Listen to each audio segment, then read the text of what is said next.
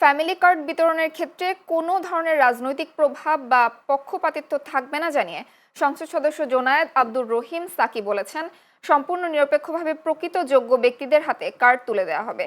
মঙ্গলবার ব্রাহ্মণবাড়িয়াতে family card উদ্বোধন অনুষ্ঠানে প্রধান অতিথির বক্তব্যে তিনি একথা বলেন।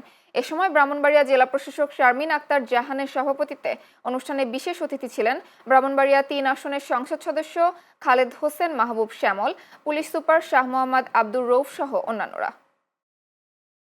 সুন্দরবনে অস্ত্র ও গোলাবারুদ সহ ডাকাত দয়াল বাহিনীর এক সক্রিয় সদস্যকে আটক করেছে কোস্টগার্ড।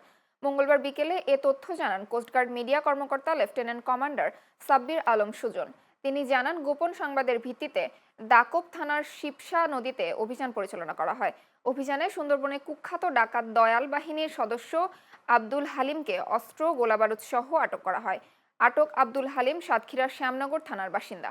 সে দীর্ঘদিন যাবৎ দয়াল বাহিনীর সঙ্গে ডাকাতি ও ডাকাত দলকে অস্ত্র, গোলাবারুদ ও রসদ সরবরাহের মাধ্যমে সহযোগিতা করে আসছিল। গোপালগঞ্জের মুকসুদপুরে একটি আইফোন ও নগদ টাকার লোভে সিয়াম নামের একজনকে হত্যার অভিযোগ উঠেছে 4 বন্ধুর বিরুদ্ধে। এ ঘটনায় 2 জনকে আটক করেছে পুলিশ।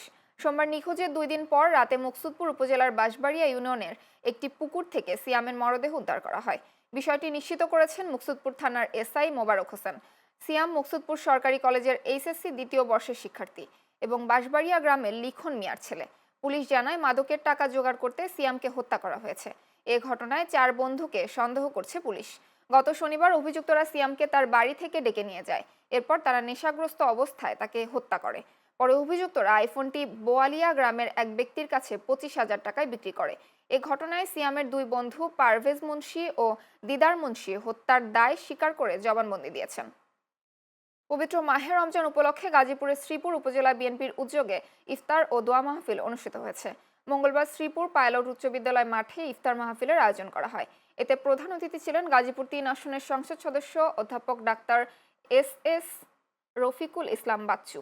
শ্রীপুর উপজেলা বিএনপির আহ্বায়ক আব্দুল মোতালেবের সভাপতিত্বে ইফতার মাহফিলের উপস্থিত ছিলেন উপজেলা বিএনপির সাবেক সভাপতি মোহাম্মদ শাহজাহান ফকির, গাজীপুর জেলা বিএনপির সাবেক সিনিয়র সহসভাপতি ডাক্তার শফিকুল ইসলাম ও পৌর বিএনপির আহ্বায়ক হুমায়ুন কবির সরকার সহ অন্যান্যরা। আসন্ন ঈদুল ফিতরকে সামনে রেখে মহাসড়কে যানজট নিরসন, দুর্ঘটনা কমানো এবং ঘরমুখ মানুষের ঈদযাত্রা স্বস্তিদায়ক করতে ময়মনসিংহের ভালুকায় মতবিনিময় সভা অনুষ্ঠিত হয়েছে। মঙ্গলবার উপজেলা প্রশাসনের উদ্যোগে মতবিনিময় সভার আয়োজন করা হয়। উপজেলা নির্বাহী অফিসার ফিরোজ হোসেনের সভাপতিত্বে সভায় প্রধান অতিথি ছিলেন ময়মনসিংহ দক্ষিণ জেলা বিএনপির যুগ্ম আহ্বায়ক রুহুল আমিন মাসুদ। বিশেষ অতিথি ছিলেন ভালুকা উপজেলার সহকারী কমিশনার ভূমি ইকবাল হোসেন সহ অনেকে। বগুড়ার গাবতলীতে 2.5 লাখ টাকার চায়না দুয়ারি জাল ধ্বংস করা হয়েছে। মঙ্গলবার বিকেলে গাবতলী উপজেলার অভিযান চালিয়ে প্রায় 2.5 লাখ টাকা মূল্যের অবৈধ চায়না দুয়ারি জাল জব্দের পর ধ্বংস করেছে ভ্রাম্যমাণ আদালত। উপজেলার নেপালতলী, দুর্গাহাটা ও নাইরামালা ইউনিয়নের ইছামতি নদী থেকে সব জাল জব্দ করা হয়। উপজেলা মৎস্য কর্মকর্তা গোলাম শাকিল আহমেদের নেতৃত্বে অভিযান পরিচালনা করা হয়। এ সময় উপস্থিত ছিলেন গাবতলী উপজেলা সহকারী কমিশনার ভূমি আব্দুর রৌফ, গাবতলী উপজেলা প্রকৌশলী সাজেদুর ইসলাম সহ পুলিশ সদস্যরা। সিরাজগঞ্জের রায়গঞ্জে অনুমোদনহীন ইটভাটার বিরুদ্ধে অভিযান চালিয়েছে পরিবেশ অধিদপ্তর। এ সময় 6টি ইটভাটাকে 19,50,000 টাকা জরিমানা করেছে ভ্রাম্যমাণ আদালত। একই সঙ্গে অবৈধভাবে পরিচালিত 2টি ইটভাটা ভেঙে দেওয়া হয়। মঙ্গলবার পরিবেশ অধিদপ্তরের উদ্যোগে এ অভিযান পরিচালনা করা হয়। অভিযানে নেতৃত্ব দেন নির্বাহী ম্যাজিস্ট্রেট সাজ্জাদ জাহিদ রাতুল। এ সময় সিরাজগঞ্জ জেলা পরিবেশ অধিদপ্তরের সহকারী পরিচালক তুহিন আলম, প্রসিকিউটর শাহিন আলম সহ পুলিশ সদস্য, র্যাব, ফায়ার সার্ভিসের কর্মীরা উপস্থিত ছিলেন। পরিবেশ অধিদপ্তরের কর্মকর্তারা জানান, পরিবেশের ক্ষতি করে অবৈধভাবে ইটভাটা পরিচালনার বিরুদ্ধে এ ধরনের অভিযান ভবিষ্যতেও অব্যাহত থাকবে। দিনাজপুরের নবাবগঞ্জের সরকারের সামাজিক সুরক্ষা কর্মসূচি ফ্যামিলি কার্ড বিতরণের উদ্বোধন করা হয়েছে। মঙ্গলবার বিকেলে উপজেলার জয়পুর ইউনিয়নের বেলঘাট সরকারি প্রাথমিক বিদ্যালয়ে উপজেলা প্রশাসন ও সমাজসেবা অফিসের আয়োজনে কর্মসূচির উদ্বোধন করা হয়। অনুষ্ঠানে প্রধান অতিথি থেকে সুবিধাভোগীদের মাঝে কার্ড বিতরণ করেন সমাজ কল্যাণ মন্ত্রী ডাক্তার AZM জাহিদ হোসেন। এ সময় দিনাজপুরের জেলা প্রশাসক রফিকুল ইসলাম, পুলিশ সুপার জেদাল আল মুসা, রংপুর বিভাগীয় সমাজসেবা অধিদপ্তরের পরিচালক জিলুফা সুলতানা ও জেলা সমাজসেবা অফিসার আব্দুল মতিন সহ স্থানীয় প্রশাসনের কর্মকর্তারা উপস্থিত ছিলেন। আমেরিকান ফেস্টিভ্যাল ও FM-20 জাতের স্ট্রবেরি শোভা পাচ্ছে টাঙ্গাইলের মাঠে। গাছে গাছে সবুজ পাতার ফাঁকে উকি দিচ্ছে লাল টকটকে পাকা ও আধা পাকা এসব বিদেশি ফল। প্রথমবারের মতো এই ফল চাষ করে সফল হয়েছেন তরুণ কৃষি উদ্যোক্তা আব্দুল্লাহ আল মামুন। তার সফলতা দেখে উৎসাহিত হচ্ছেন স্থানীয় কৃষকরা। প্রতিনিধি মারুফ হোসেনের পাঠানো তথ্যচিত্রে বিস্তারিত ডেস্ক রিপোর্ট।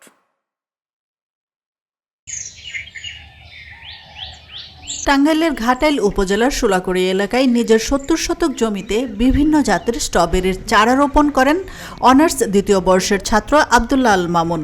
মাত্র ২ মাস ১৫ দিনের মধ্যেই পাচ্ছেন আশানুরূপ ফলন। প্রতিটি গাছে ঝুলছে টসটসে লাল পাকা স্ট্রবেরি। বিদেশি এই ফল চাষে তাকে সহযোগিতা করেন মা বাবা সহ পরিবারের সদস্যরা। শিক্ষার্থী আব্দুল্লাহ সফলতা দেখে স্ট্রবেরি চাষে এগিয়ে আসছেন স্থানীয় কৃষকরাও। আব্দুল্লাহ যখন এই স্ট্রবেরিটা শুরু করে তখন ১ থেকে ২০০ চারা নিয়ে শুরু করে, এবং শুরু করার সময় ওর বাবা বারবার নিষেধ করছে যে এটা করতে গেলে অনেক টাকা টুকা লাগবে। এটা সেপ্টেম্বর অক্টোবর থেকে চাষ করে ৩ মাসের মধ্যে রেজাল্ট আসে। যদি ফলন ভালো হয় তো আসলে পিছনে ফিরে তাকাতে হয় না।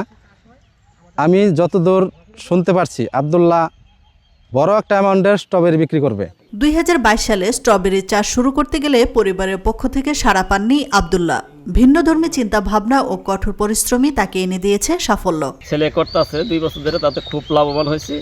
এটা খুব সহযোগিতা আমি করতেছি, তাতে দামও ভালো, এবার ফলও আর বেশি হয়েছে, ফল বড় হয়েছে। এরকম ফল ঢাকা শহরেও নাই, আমাদের যে ফল হয়েছে এবার সুন্দর ফল হয়েছে। আমরা বিক্রি বলা করতেছি, চাহিদা আমরা মেটাইতে পারতেছি। ইউটিউব বন্ধুদের সহযোগিতা এবং অদম্য ইচ্ছাশক্তিকে কাজে লাগিয়ে 1 বছরের মধ্যে সফলতা অর্জন করেন উদ্যোক্তা আব্দুল্লাহ। তার মতে পরিবারের সচ্ছলতা ফেরাতে পড়ালেখার পাশাপাশি এই ফল চাষে এগিয়ে আসতে পারে শিক্ষার্থীরা। বর্তমানে যে সকল ফসলগুলোতে উচ্চ মূল্যে, তার মধ্যে স্ট্রবেরিকে এখন আপনি রাখতে পারেন 2 নম্বর পজিশনে। আর এই স্ট্রবেরি চাষ করলে অল্প দিনে ব্যাপক লাভবান হওয়া যায়। আর হচ্ছে আপনার এই গাছগুলো লাগানোর ৭৫ দিনের পর থেকে ফল হারভেস্ট করা যায়। প্রায় প্রত্যেক দিন ফল হারভেস্ট করার কারণে দৈনিক একটা মুনাফা অর্জন করা যায়, যার কারণে আমি এই ফসলটার দিকে আগ্রহ বেশি হয়েছি। উপজেলা কৃষি কর্মকর্তা জানান, স্ট্রবেরি বিদেশি ফল হলেও বাংলাদেশে এটি সম্ভাবনাময় ও চাহিদা সম্পন্ন ফল। এই ফল চাষে কৃষকদের সকল ধরনের সহযোগিতা করার আশ্বাসও দেন তিনি। আমাদের সাগরদিঘি ইউনিয়নের সোলাকুড়া গ্রামে আব্দুল্লাহ আল মামুন নামে একজন তরুণ উদ্যোক্তা স্ট্রবেরি চাষ করেছেন। উনি মানে ভালো লাভবান হচ্ছেন, এবং ওনার দেখা দেখে অন্যান্য কৃষকরাও স্ট্রবেরি চাষের প্রতি আগ্রহ জানাচ্ছে। আমাদের কৃষি বিভাগ সার্বিকভাবে যদি এই ধরনের কোনো উদ্যোক্তা স্ট্রবেরি চাষ করতে চায়, আমরা কৃষি বিভাগ সার্বিকভাবে তাদের পাশে আছি। পুষ্টিকর ও উচ্চমূল্যের স্ট্রবেরি চাষের সম্প্রসারণ ও বাজার সৃষ্টি করা গেলে দেশের কৃষকদের জন্য নতুন সম্ভাবনার দ্বার উন্মোচন হবে বলে মনে করেন কৃষি সংশ্লিষ্টরা। আশরাফুন নাহার মালা, চ্যানেল এস, নিউজ ডেস্ক।